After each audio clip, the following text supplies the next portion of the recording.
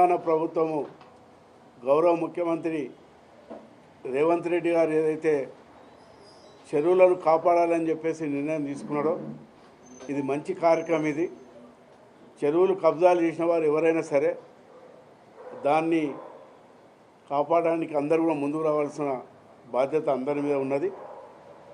అయితే నాది కూడా కోత్వాల్గూడలో 14 ఎకరాల 14 గుంటల భూమి ఉన్నది.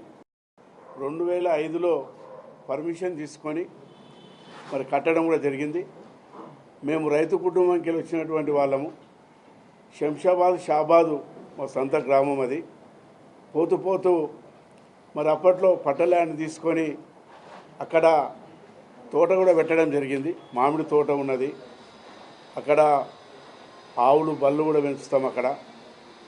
మరి అక్కడ చాలామంది పనులు ఉన్నారు. అక్కడ వరి పంట కూడా వేసినామాడ.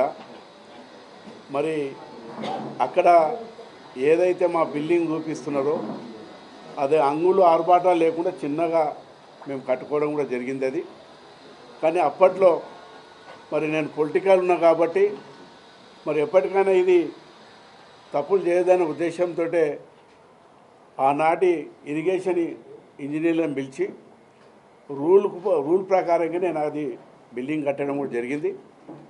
అయితే అక్కడ నీళ్ళు రావడం వల్ల కంపౌండ్ వాళ్ళు ఇట్లా కట్టి ఉంటే నిజంగా కూడా మేము దాన్ని కబ్జా చేసుకున్న వాళ్ళం అవుతాము.